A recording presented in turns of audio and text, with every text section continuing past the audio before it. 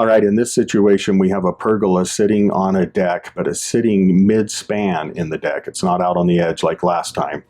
We still need to have support to carry the weight of the pergola on the deck.